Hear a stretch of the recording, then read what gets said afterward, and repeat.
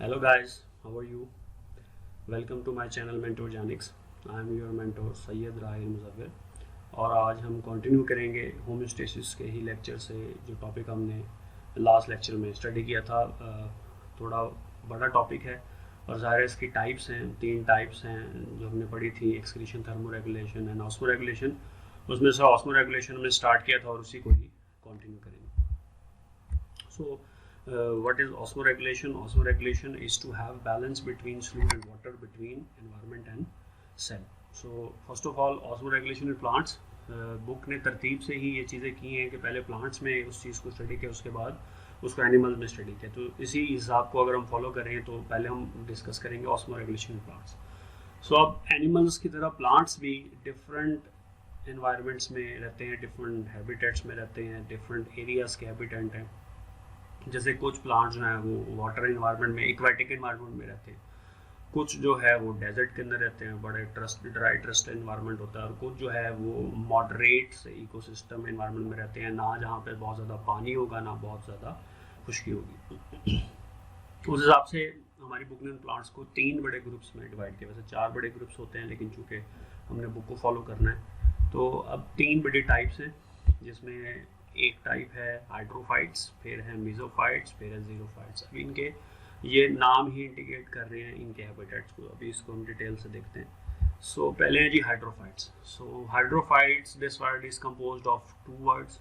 Hydro comes from water and phytes comes from plants.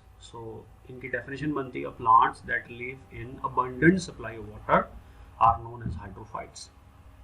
अब इनका problem क्या है कि चूँकि बहुत ज़्यादा वाटर इन्वायरमेंट में रहते हैं तो इनको ये ख़तरा होता है कि इनकी बॉडी में फ्लडिंग हो सकती है, बहुत ज़्यादा वाटर आउटर इन्वायरमेंट से इनसाइड आएगा। अब बहुत ज़्यादा वाटर अगर सेल में हो जाए या बॉडी में हो जाए तो उसका ये प्रॉब्लम है कि अगर पानी कंटेंट से ज़्यादा, एक डिफाइंड क्वांटिटी से ज़्यादा जब साइटोप्लाज्म में होगा तो वो साइटोप्लाज्म में ऑर्गेनेलिस को, एंजाइम्स को पुश करेगा टुवर्ड्स पेरिफेरीज, जिसकी वजह से साइटोप्लाज्म के अंदर जो बहुत सारे रिएक्शन वो डिस्टर्ब होना शुरू हो जाएंगे, और इसका ये मतलब है कि सेल के लिए सर्वाइव करना पॉसिबल नहीं रहेगा। So obviously for that they make adaptations, और वो अडेप्टेशंस क्या हैं और उसके एग्जांपल्स क्या हैं वो स्टडी करते हैं। तो पहले एग्जांपल है वाटर लोटस, ये इस तरह का नज़र आता है। फिर है वाइट वाटर लिली। तो अगर आप पॉन्ड्स में, जोहड़ में किसी जगह झील वगैरह के पास जाएँ तो स्पेशली पॉन्ड्स जो होते हैं, तालाब वगैरह, वहाँ पे आपको ये जो फूल वगैरह हैं ये प्लांट्स इजीली नज़र आ सकते हैं। तो ये चूँकि हर वक्त पानी के अंदर रहते हैं तो ऑब्वियसली इनको कॉन्टिन्यूस वाटर इम्पैक्ट का सामना रहता है, तो इन्हें कुछ ना कुछ करना पड़ता है। अब उनके अडेप्टेशंस क्या हैं, मतलब ऑस्मो रेगुलेशन कैसे करते हैं। So number 1, they have a large surface area. बहुत ज़्यादा सरफेस एरिया होता है, जैसे आप इसमें डायग्राम में भी देख सकते हैं। और इसका फ़ायदा क्या होता है कि लार्ज सरफेस एरिया की वजह से जब लीव्स ज़्यादा एक्सपोज होंगे तो ट्रांसपरेशन ज़्यादा होगी। सो अब ट्रांसपरेशन क्या है, ये आप चैप्टर 14 में फर्स्ट में पढ़ चुके हैं कि लीव्स के अपर सरफेस से वाटर का एवेपोरेट कर जाना into the environment, this is known as transpiration. और ये आप देख सकते हैं कि ट्रांसपरेशन होता ही है कि रूट्स नीचे से सॉइल से वाटर को टेकअप करती हैं और वो लीव्स में जाता है, लीव से वो फिर ऊपर एयर के अंदर चला जाता है थ्रू स्टोमेटा। सेकेंडली, इनके पास स्टोमेटा की बहुत ज़्यादा तादाद होती है, और तादाद ज़्यादा होने के साथ साथ ये स्टोमेटा लीफ की अपर सरफेस पे होते हैं, ऊपर वाली सरफेस पे होते हैं, ताकि एक्सटर्नल एनवायरनमेंट में एक्सपोज रहें, ताकि ज़्यादा से ज़्यादा ट्रांसपरेशन कर सके, वाटर लॉस कर सके। तो ये हाइड्रोफाइट्स है। फिर मेसोफाइट्स, नाम से जाहिर है मॉडरेट सप्लाई में रहेंगे। Plants present in moderate supply of water are known as mesophytes. Example है रोज़, जैसे फूलों के अंदर गुलाब है, गुलाब मुख्तलिफ तरह के होते हैं और ये बागात में लगाए जाते हैं। और तो आप देखते हैं कि पानी इनको प्रोवाइड करना पड़ता है क्योंकि ये बहुत ज़्यादा अबंडेंट सप्लाई वाटर में नहीं रहते। इसके अलावा आम, आप अपने फ्रेंड्स को भी अक्सर कह देते हैं कि ये मैंगो इंसान है, तो मैंगो बड़ा लवली एक फ्रूट है, और वैसे गर्मियों में अब सीज़न शुरू हो चुका है तो आम भी एक मॉडरेट सप्लाई में रहते हैं। इनको बाकायदा ट्यूबवेल लगा के और डिफरेंट तरीक़ों से पानी प्रोवाइड किया जाता है। ब्रासिका, सरसों, अभी ये सर्दियों में उगाई जाती है और बड़े इसके मुहावरात हैं, जैसे सरसों का तेल भी इससे हासिल होता है, जैसे कहते हैं कि सरसों तेली पर नहीं जमती। तो ये भी एक वंडरफुल सा प्लांट है और ये भी एक मेसोफाइट है। अब इनके अडेप्टेशंस क्या हैं, इनके पास 2 तरह के ऑप्शंस हैं। अगर इनके पास अबंडेंट सप्लाई वाटर है तब क्या करेंगे, अगर इनके पास पानी की अमाउंट कम है तो तब क्या करेंगे। तो पहले तो है, अगर सफिशिएंट सप्लाई वाटर हो तो ये क्या करेंगे, ये अपने स्टोमेटा को ओपन रखते हैं टू प्रमोट ट्रांसपायरेशन, ताकि वाटर लॉस ज़्यादा से ज़्यादा हो। तो आप ये डायग्राम देख सकते हैं कि ये दो गार्ड सेल्स हैं, गार्ड सेल बीन शेप्ड होते हैं और ये स्वोलन होते हैं जब, तो इनके दरमियान जो ओपनिंग है जिसको हम स्टोमा कहते हैं, सिंगुलर और प्लूरल के स्टोमेटा, वो ओपन हो जाते हैं।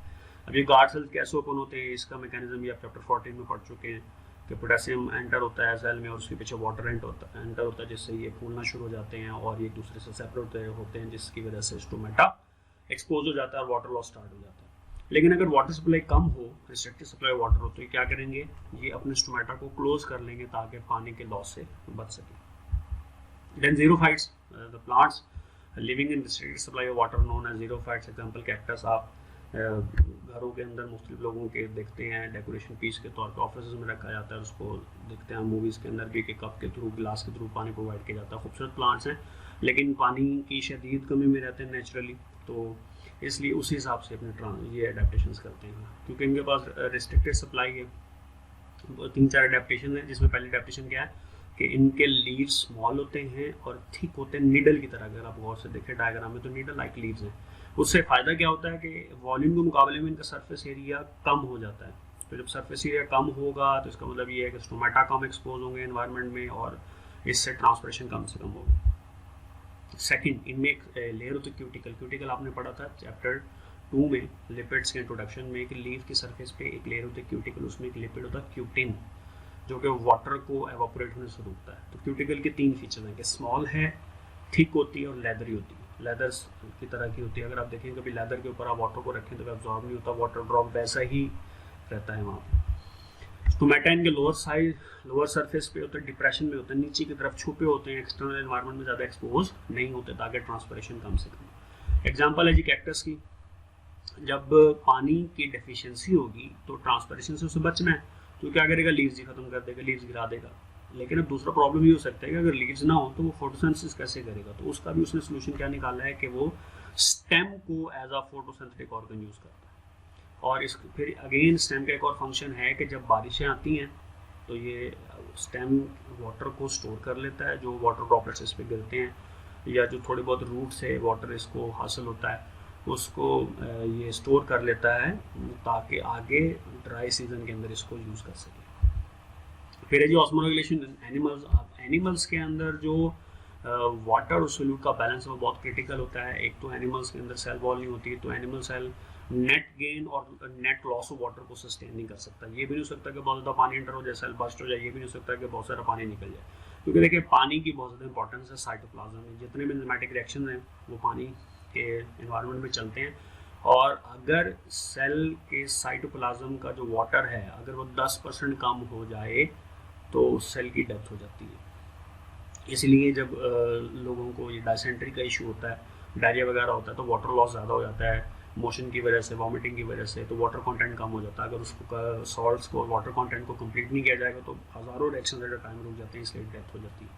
सो वाटर की जो मूवमेंट है एनिमल सेल में वो कॉन्टिन्यूस है, वो मूवमेंट तो होनी होनी, आप उसे नहीं रोक सकते। तो इसलिए हर वक्त सेल को ऑस्मो रेगुलेशन करनी पड़ती है और वाटर और सोल्यूट को एक बैलेंस के अंदर रखना पड़ता है। अब एनिमल्स के अंदर जो ऑस्मो रेगुलेशन है उसके हिसाब से 2 बड़े ग्रुप्स हैं। पहला जो ऑस्मो कन्फॉर्मर्स। अब ये कौन से जानदार हैं, दीज आर द एनिमल्स जो कि अपने फ्लूइड्स को, इंटरनल फ्लूइड्स को आइसोटोनिक रखते हैं एक्सटर्नल एनवायरनमेंट के हिसाब से। जैसा एक्सटर्नल एनवायरनमेंट होगा वैसे ही अपनी बॉडी को कर लेते हैं, ज़्यादा मेहनत नहीं करते एंड अपने एनवायरनमेंट को बचाने की, तो और एक्टिवली एडजस्टमेंट नहीं करते अपने इंटरनल ऑस्मोटिक एनवायरनमेंट के लिए। इसमें बहुत सारे इनवर्टिब्रेट्स हैं, हैट फिशेज आ जाती हैं। फिर ऑस्मो रेगुलेटर्स, ये ऐसे एनिमल्स हैं जो कि अपने बॉडी फ्लूइड्स को चेंज करते हैं, उसकी कॉन्सेंट्रेशन को चेंज करते हैं अकॉर्डिंग टू एक्सटर्नल एनवायरनमेंट। अब इनमें 2 तरह के एनवायरनमेंट होते हैं इनके सेल में, हाइपोटोनिक एनवायरनमेंट यानी जिसमें वाटर ज़्यादा सॉल्ट्स कम, और दूसरा एनवायरनमेंट जिसमें ये एक्सपोज होते हैं वो समटाइम हो जाता है हाइपोटोनिक, जिसमें वाटर कम सॉल्ट्स ज़्यादा। अब अगर इनकी बॉडी के अंदर हाइपोटोनिक एनवायरनमेंट, इनके सेल के बाहर हाइपोटोनिक एनवायरनमेंट है तो ये तो बॉडी को ये बॉडी में से पानी को निकाल देते हैं। यानी अगर सेल के अंदर वाटर ज़्यादा है तो उसको सेल से निकाल दिया जाएगा, अगर सेल के अलावा एक्स्ट्रा सेलुलर एनवायरनमेंट में वाटर ज़्यादा है तो तब भी बॉडी से उसको निकाल दिया जाता है। जैसे मैंने पिछले लेक्चर में कहा था कि अगर वाटर आपकी बॉडी में ज़्यादा है तो यूरिन की जो फ्रीक्वेंसी वो इंक्रीज हो जाती है और वाटर को कम से कम कंजर्व किया जाता है। लेकिन अगर हाइपरटोनिक इन्वायरमेंट है, सॉल्ट्स बॉडी में ज़्यादा हैं, तो एक्सेस सॉल्ट को रिमूव किया जाता है, इसलिए यूरिन का कलर मैंने कहा था कि वो डिफरेंट हो जाता है। डार्क येलो तो इसका मतलब सॉल्ट उसमें ज़्यादा है। अब जो ऑस्मो रेगुलेटर्स हैं वो 3 तरह के इन्वायरमेंट्स में रहते हैं, ठीक है जी। उसके एग्जाम आप हम पढ़ते हैं आगे। इसके एग्जांपल्स में बोनीफिशेस हैं, ह्यूमंस, अमीबा, ज़्यादातर जो ऑर्गेनिजम्स हैं वो ऑस्मो रेगुलेटर्स के अंदर आते हैं, जो कि हम डेली रूटीन के अंदर जिनको स्टडी करते हैं। सो पहला एनवायरनमेंट है मेरीन वाटर एनवायरनमेंट। अब इसमें एक ही प्रॉब्लम ये है कि सॉल्ट एनवायरनमेंट में ज़्यादा है और इनको पानी कम अवेलेबल है, तो इन्होंने वो सारी कोशिश करनी है कि सॉल्ट को रिमूव करें, वाटर को सस्टेन करें। तो कार्टिलेजिनस फिश में 2 बड़े ग्रुप्स हैं। ग्रुप 1 की अगर हम बात करें तो इसमें जो फिश मौजूद हैं ये इंटरनल सॉल्ट की जो कॉन्सेंट्रेशन है उनको लो रखते हैं और एक्टिवली सॉल्ट्स को रिमूव करते हैं डिफरेंट तरीक़ों से, यानी इसमें एटीपी को यूज़ करते हैं, एनर्जी लगती है। और 2 तरीके इसके अंदर बुक ने लिखे हैं, एक तो ये किडनीज को यूज़ करते हैं और गिल्स के थ्रू भी सॉल्ट्स को रिमूव करते हैं। दूसरा रेक्टल ग्लैंड्स होते हैं। रेक्टल ग्लैंड्स क्या करेंगे, ये ग्लैंड्स, ये ऑर्गन इनके रेक्टम में होते हैं और इनके फेसिस से वाटर को ये रीअब्जॉर्ब करते हैं और सॉल्ट को ज़्यादा से ज़्यादा बॉडी से रिमूव करने की कोशिश करते हैं। फिर ग्रुप 2 है, इसके एग्जांपल है जिसमें रेक्टल ग्लैंड जो है वो सोडियम क्लोराइड को एक्सक्रीट करता है, किडनीज जो है वो यूरिया को कंजर्व करते हैं। अब ग्रुप 2 में हम देखें कि ये ऐसी फिश हैं जो कि अपनी बॉडी फ्लूइड्स में सॉल्ट की कॉन्सेंट्रेशन को लो रखते हैं, लेकिन वो हाइपोटोनिक क्यों बन जाता है, बिकॉज ये यूरिया की हाई कॉन्सेंट्रेशन को मेंटेन करते हैं। अब यूरिया का एक प्रॉब्लम ये है कि ये डीनेचरिंग एजेंट है, इससे उस जानदार की प्रोटीन्स को डैमेज होने का ख़तरा है, तो उससे ये बचाने के लिए ट्राईमिथाइल अमाइन ऑक्साइड को अपने पास सस्टेन करते हैं ताकि यूरिया के डीनेचरिंग इफेक्ट से अपने आप को सेव कर सकें। तो ये तो कार्टिलेजिनस फिश थे। अब है बोनी फिशेस। अब बोनी फिशेस क्या हैं, ये ऐसी फिश हैं जिनके इंसेस्टर्स फ्रेश वाटर में रहते थे, मूव करके पे समुद्री पानी में आ गए। अब ये कुछ मॉडिफिकेशन हैं कि ये सी वाटर को ड्रिंक करती हैं। सेकेंडली ये गिल्स के थ्रू जो है वो वाटर को लूज़ करती है, लेकिन पैसिवली, एक्टिवली नहीं करती, ठीक है जी। और लेकिन सॉल्ट्स को गिल्स के थ्रू ये एक्टिवली एक्सक्रीट आउट करती हैं और ये ऐसा यूरिन प्रोड्यूस करती हैं जो कम अमाउंट में होता है और वो आइसोटोनिक यूरिन होता है, यानी एनवायरनमेंट की से मिलता जुलता है, यानी एनवायरनमेंट में जिस तरह के सॉल्ट्स की कॉन्सेंट्रेशन है वैसे ही यूरिन के अंदर भी होगी। तो ये 4 पॉइंट्स हैं जो आपने याद रखने हैं, क्योंकि बोर्ड के एग्जाम में अक्सर आ जाता है कि बोनी फिशेस किस तरीके से ऑस्मो रेगुलेशन करती है। तो अभी देखें डायग्राम के अंदर के वाटर गेन है और आयनिक सॉल्ट्स हैं, उनको ये फूड से लेती हैं और सी वाटर से लेती हैं और फिर गिल्स के थ्रू सॉल्ट्स को एक्सक्रीट करती हैं, गिल्स की तरफ से वाटर को लूज़ करती हैं और बड़ी कम अमाउंट के अंदर ये यूरिन को प्रोड्यूस करती हैं। फिर जी फ्रेश वाटर इन्वायरमेंट, इसमें भी 2 चीज़ें आ जाएंगी, इनवर्टिब्रेट्स और वर्टिब्रेट्स उसके अंदर आ जाएंगे। तो इनका प्रॉब्लम क्या है, 2 प्रॉब्लम है। एक तो osmotic flooding of body fluids के पानी ज़्यादा होने की वजह से चांसेस हैं कि बॉडी में फ्लड आ सकता है। दूसरा, सॉल्ट्स इनको ज़्यादा चाहिए होते हैं क्योंकि इनके एनवायरनमेंट में सॉल्ट्स कम होते हैं, तो इन्हें ख़तरा होता है कि सॉल्ट लूज़ ना कर जाएँ। तो ये सोल्यूशन कैसे निकालते हैं, जो प्रोटोजोन्स हैं जैसे अमीबा, पैरामीशियम वगैरह, तो उनकी बॉडी में एक्सेस वाटर एंटर होता रहता है, लेकिन जो कॉन्ट्रैक्टाइल वैक्यूल इनकी बॉडी में होते हैं जो कि डिफरेंट ऑर्गेनिज्म में डिफरेंट प्लेस पे होते हैं, वो कॉन्ट्रैक्ट करते हैं और वाटर को बॉडी से एक्सक्रीट आउट करते रहते हैं। अच्छा, अब जो फिश हैं, फ्रेश वाटर फिश, वो क्या करती हैं, वो पानी को नहीं ड्रिंक करती क्योंकि पहले ही उनकी बॉडी में पानी ज़्यादा है एनवायरनमेंट की वजह से, और वाटर का ये पैसिव गेन करती है पूरी बॉडी की सरफेस से, गिल्स से, क्योंकि पानी नहीं पी रही लेकिन पानी तो चाहिए बॉडी के अंदर, तो ये गिल्स के थ्रू और सरफेस के थ्रू पानी को इनटेक करती है और सॉल्ट्स को एक्टिवली इनटेक करती है।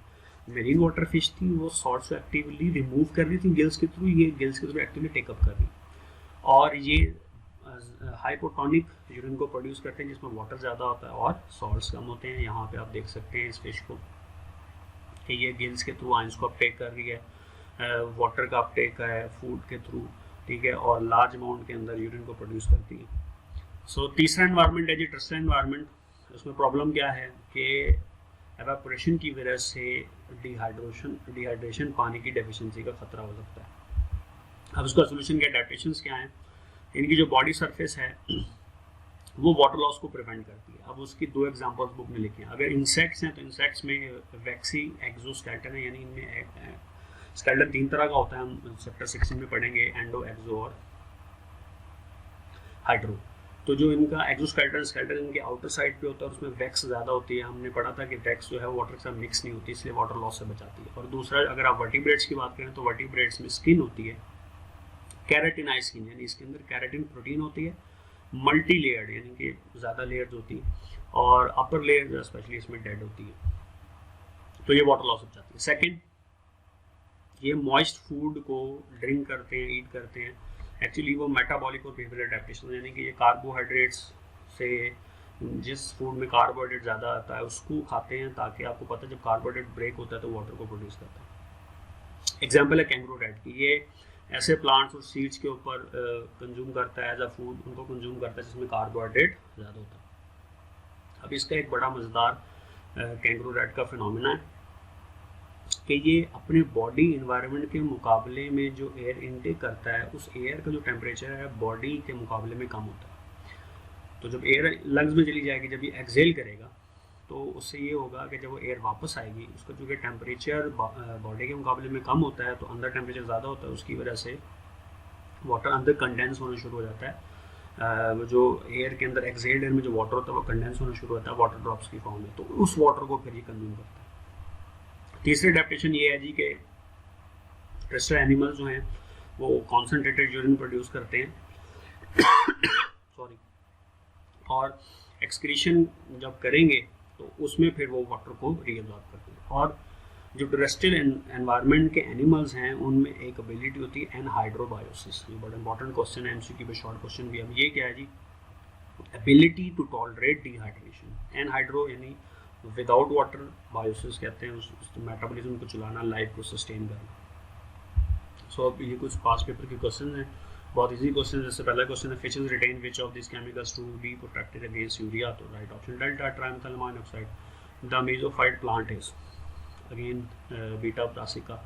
थर्ड है the animals which do not adjust their internal salt concentration according to external environment. Osmoconformers. Short question है, differentiate between osmoconformers and osmoregulators. बहुत तो आप डेफिनेशन लिखें और उसके बाद एग्जांपल लिखते हैं। What are hydrophytes, what are their adaptation, बहुत सिंपल क्वेश्चन है। कुछ क्वेश्चन हैं मेरे, आप इनको जरूर सर्च करें। पहला है जी, how trimethylamine oxide provides protection against urea, इसलिए मेरे लेक्चर में नहीं बताया क्योंकि आपने सर्च करना है। सेकंड है, how contractile vacuole works to pump out excess water, तो मैकेनिज्म क्या है। और find some examples for xerophytes, वो एक एग्जांपल थी, तो मजीद एग्जांपल्स को सर्च करें।